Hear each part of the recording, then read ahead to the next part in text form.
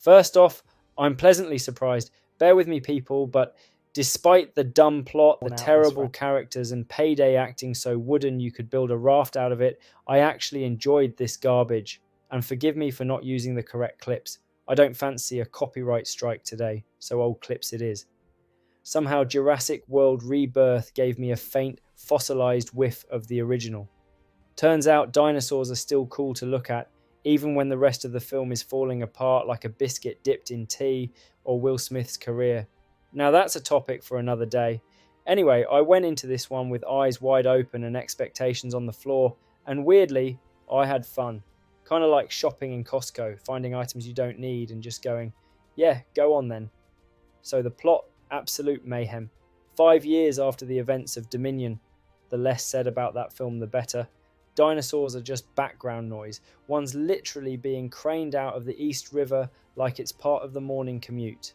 Enter Zora Bennett, Scarlett Johansson, looking about as mercenary as a T-Rex crossed with a Labrador, hired by Big Pharma baddie Rupert Friend to drag a squad back to some sweaty island where there are 3 hybrid creatures with medical potential. Or profits. Mostly profits. This island is meant to be full of dinosaurs too dangerous for the original park, but most of them are just regular dinosaurs and would have been perfect for the park. Anyway, moving on.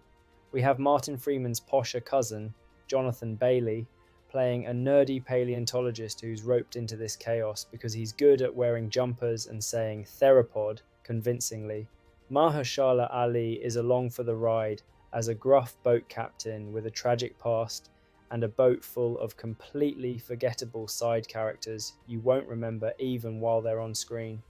Just when you think that's enough random people, bam, we get a shipwrecked family dumped into the plot like leftover curry from the night before. A dad, 2 daughters, and a useless boyfriend show up, bringing nothing except runtime.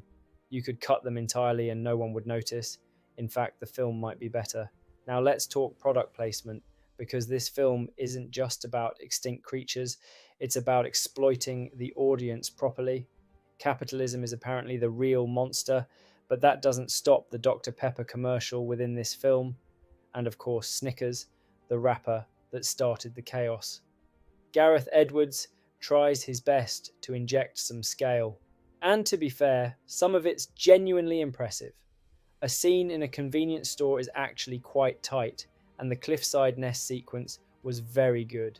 The cinematography by John Mathieson looks like it belongs in a better film, shimmering with golden hour gloss and Spielbergian smoke. The dinosaurs look great, and this is what gave me some nostalgia, and I loved that. Look, this could never be on par with the original, but it looked great. Shame about the script, really. David Koop's writing is a weird mix of overstuffed and nothing happening. People talk a lot and yet say almost nothing. It's like being trapped at a party where everyone's talking about work and keeps having the same small talk chats. Boring. The dinosaurs, when they do show up, are fun, snapping, roaring, and knocking things over like hungry toddlers. But here's the thing, for all their teeth and snarling, they're absolutely useless. Barely anyone dies, and half the time they seem more confused than deadly. It's like watching big scaly Labradors get distracted by a ball instead of actually being a threat. You'd think genetically engineered killing machines might actually kill someone. And there are moments, tiny, fleeting moments, that made me grin like a mug. A tail flick here, a surprise chomp there. The nostalgia switch flickers on, then off again, usually right as someone starts monologuing about a dumb plot hole in the script. In summary, Jurassic World Rebirth is a beautiful, dumb, overcooked mess with a wasted cast, a weird obsession with capitalism, and a plot held together by people not thinking. But if you go in knowing it's a ridiculous film with decent dino action and terrible dialogue, it actually kind of works. And they tried, and that's the main thing, right? Anyway, if you enjoyed this, give it a like and subscribe, and until next time, peace out.